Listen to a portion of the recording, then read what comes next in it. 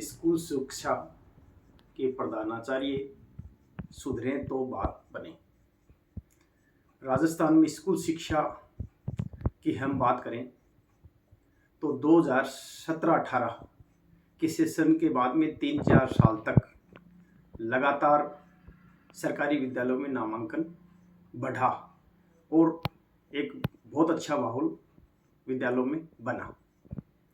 विशेष रूप से अगर हम बात झुंझुनू की करें तो झुंझुनू एक अपना जाना पहचाना नाम है शिक्षा की दृष्टि से। महिला शिक्षा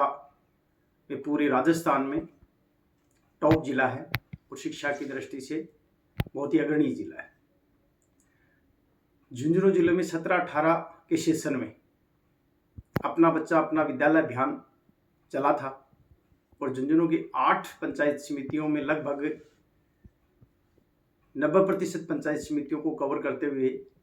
ये सरकारी विद्यालयों में नामांकन बढ़ाने की रथ यात्रा शिक्षक संघ द्वारा चलाई गई थी, जिसमें मेरी स्वयं की भूमिका भी थी और गर्मी के पूरे छुट्टियों के सेशन में ये रथ यात्रा चली थी। बाद में जाकर यही अपना बच्चा अपना विद्यालय अभियान पूरे राजस्थान भर में छाया और इसका असर ये हुआ कि सरकारी विद्यालयों के प्रति लोगों का दृष्टिकोण बदला और नामांकन तेजी से बढ़ा। लेकिन बड़ा दुर्भाग्य का विषय रहा कि अब पिछले 2-3 साल से नामांकन वापस नीचे की तरफ आता हुआ दिखाई दे रहा है। इसके अपने अपने कारण हो सकते हैं, लेकिन जो महत्वपूर्ण कारण नजर आ रहा है उसमें सबसे मुख्य जो प्रधानाचार्य हैं विद्यालयों में, उनके कार्य व्यवहार, अभिभावकों से उनके जुड़ाव की कमी और विद्यालयों की गुटबाजी प्रमुख रूप से सामने आ रही है। आए दिन समाचार पत्रों में पढ़ने को मिलता है कि प्रधानाचार्य ने अध्यापक का CCL का अवकाश निरस्त कर दिया, उनके मेडिकल अवकाश निरस्त कर दिए, उनके अन्य जो नियमानुसार अवकाश हैं उनको निरस्त कर दिए और उनका वेतन रोक दिया। ये खबरें बहुत से अखबारों में हमें पढ़ने को मिलती हैं। हम ये नहीं कहना चाहते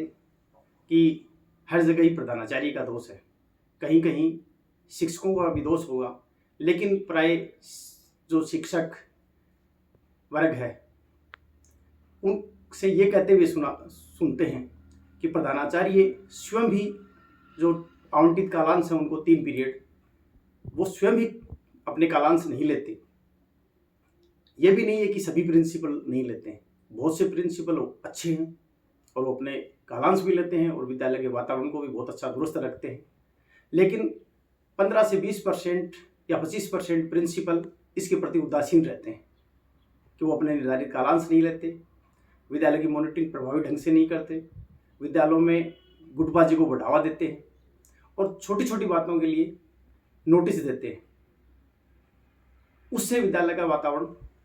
थोड़ा सा प्रभावित होता है और जो काम करने वाले अच्छे टीचर होते हैं, अच्छे व्याख्याता होते हैं, अच्छे द्वितीय श्रेणी शिक्षक होते हैं, उनमें इस चीज़ का प्रतिकूल प्रभाव पड़ता है। प्राय ये भी देखा गया है कि जब ये शिक्षक और ये द्वितीय श्रेणी अध्यापक और व्याख्याता जब पलटवार करते हैं और प्रधानाचार्यों की शिकायत ऊपर करते हैं, जिसकी संख्या बहुत कम है, अधिकतर मामलों में शिकायतें ऊपर जाती ही नहीं है, लेकिन जब भी जाती हैं तो सबसे मजे की बात है कि एक बहुत ही चौंकाने वाली जो बात है वो ये है कि प्रधानाचार्यों की शिकायत का जो जिला शिक्षा अधिकारी हैं, चाहे मुख्य जिला शिक्षा अधिकारी कह लें, चाहे मुख्य ब्लॉक शिक्षा अधिकारी कह लें, उनके पास जब भी शिकायत आती है तो प्रधानाचार्य की शिकायत की जांच वो प्रधानाचार्य स्तर के अधिकारी को ही देते हैं और वो अपने साथी को बचाते हैं, क्योंकि इक्वल रैंक के होने के कारण उनकी गलती होते हुए भी बचाते हैं और उसका असर विद्यालयों पर सीधा पड़ता है कि गलती करने वाले प्रधानाचार्य को वो बचा लेते हैं, उससे विद्यालय का वातावरण और दूषित हो जाता है। विद्यालयों में ऐसे प्रधानाचार्य भी हैं जो अपने आप को आदर्श प्रस्तुत करते हैं, आगे होकर अपने खुद के कालांश भी लेते हैं और अन्य जो अध्यापक और व्याख्याता हैं उनको मोटिवेट भी करते हैं। वो स्कूल बहुत अच्छे चल रहे हैं और उनके नामांकन में भी गिरावट नहीं आ रही है। लेकिन अधिकतर जहाँ प्रधानाचार्य के कार्य व्यवहार में कहीं कहीं कमी है, उन विद्यालयों का नामांकन लगातार गिर रहा है। और झुंझुनू में जैसे एडवांस ज़िले में अगर नामांकन गिर रहा है तो उसमें सबसे दुख का विषय तो ये है कि केवल एक प्रधानाचार्य के कार्य व्यवहार की वजह से पूरा विद्यालय डिस्टर्ब होता है। और महात्मा गांधी स्कूलों की भी बात कर लें तो एक बार जब ये खुली थी तो चार्म अच्छा था, लेकिन अब तो शहरों के और बड़े कस्बों की महात्मा गांधी को छोड़ दीजिए तो उसके बाद में ग्रामीण क्षेत्र में भी हालात इनके भी बहुत अच्छे नहीं हैं। इनके नामांकन में भी वापस गिरावट आनी शुरू हो गई है। हालांकि अलग अलग कारण, बहुत से कारण होते हैं कि महात्मा गांधी में तो हम ये भी कह सकते हैं कि इंग्लिश मीडियम का स्टाफ नहीं है, हिंदी मीडियम के अध्यापक ही पढ़ाते हैं, इस वजह से भी ये स्थिति हो सकती है। सफाई देने में हम और भी कुछ कह सकते हैं, लेकिन मूल में अगर हम जाएं तो चाहे हिंदी मीडियम का विद्यालय हो चाहे इंग्लिश मीडियम का विद्यालय हो, जो अगुवाई करने वाला होता है, घर का जो मालिक होता है, क्योंकि प्रधानाचार्य है वो विद्यालय का एक तरीके से हम उसको बड़े अभिभावक के तौर पर देखते हैं। तो अभिभावक अगर खुद ही गुटबाजियों में शामिल होगा तो चाहे वो विद्यालय हो चाहे घर में मुखिया द्वारा गुटबाजी की गई हो तो वो घर नहीं चलता है, और विद्यालय में अगर प्रधानाचार्य गुटबाजी करता है तो वो विद्यालय भी सही ढंग से संचालित नहीं होता। और फिर उसमें पीड़ादायक स्थिति तब और अधिक हो जाती है जब प्रशासनिक अधिकारी भी राजनीतिक अप्रोच के चलते ऐसे प्रधानाचार्यों को बचाने का प्रयास करते हैं जो अनावश्यक रूप से अपने अधीनस्थ अध्यापकों का वेतन वगैरह रोकते हैं, उनके अन्य अवकाश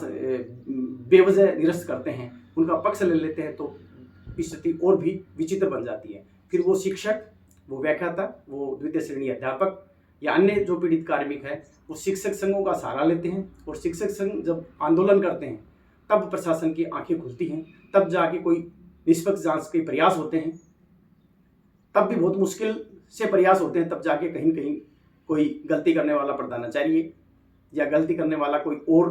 कार्मिक की सही जांच होती है तो वो उसको दंडित करने की कार्रवाई प्रारंभ होती है। मैं तो ये कहता हूँ कि चाहे वो प्रधानाचार्य हो या अन्य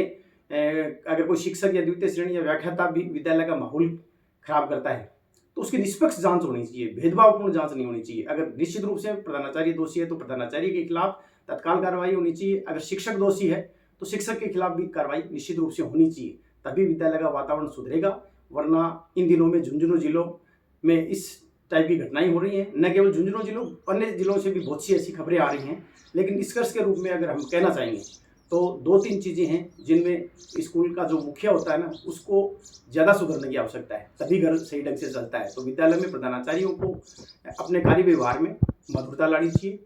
अपने दायित्व का निर्वहन, अपने जो आवंटित कालांश हैं समय पर जाना चाहिए। और प्राय कई बार हम तो यहाँ तक भी सुनते हैं कि वो आने और जाने का समय है कई प्रधानाचार्य तो वो भी अंकित नहीं करते, सीधे साइन करते हैं, तो ये भी गलत है, डायरेक्टर के निर्देशों की अवहेलना है।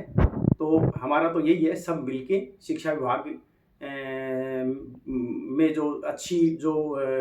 छवि है झुंझुनू जिले की उसको बनाए रखने के लिए हम सबको मिलकर प्रयास करना चाहिए, और विद्यालय का वातावरण है वो अच्छा करना चाहिए, और जो गिरता हुआ नामांकन है उसको रोकना चाहिए, और गुणात्मक सुधार की जो हम बात करते हैं उसको निश्चित रूप से अमल में लाना चाहिए। हो सकता है कुछ मेरे साथी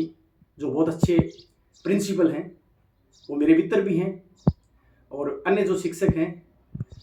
वो साथी भी हो सकता है कहीं कहीं कोई मेरी बात में हो सकता है वो सहमत भी नहीं हो, उनको अगर कहीं ठेस पहुंचती है तो मैं उनसे क्षमा प्रार्थी भी रहूँगा, क्योंकि मैंने मेरी जो पीड़ा बताई है वो 20 साल के एक्सपीरियंस के आधार पर बताई है, क्योंकि मैं शिक्षकों के बीच में रहता आया हूँ और मुझे ये महसूस हुआ, वो इसलिए हुआ कि कोई भी जो शिक्षाविद है वो ये नहीं चाहेगा कि अपने ज़िले की शिक्षा व्यवस्था में गिरावट आए, उनकी गुणवत्ता में गिरावट आए, ये कभी नहीं चाहिएगा। तो मेरा तो ये कहना है कि निश्चित रूप से विद्यालय का वातावरण अच्छा रहे, इसके लिए प्रधानाचार्य अपने कार्य व्यवहार